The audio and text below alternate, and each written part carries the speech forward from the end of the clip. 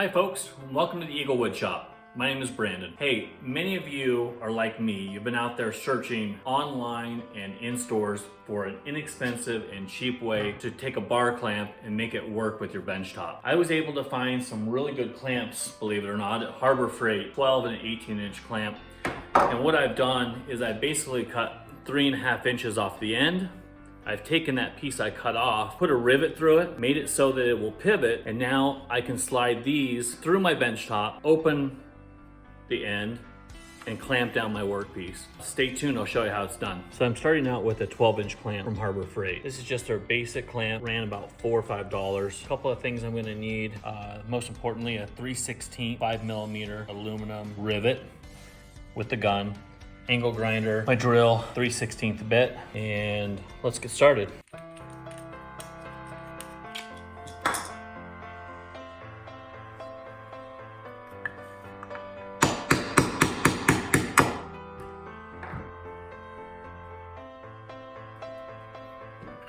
I'm gonna measure back 3.5 inches.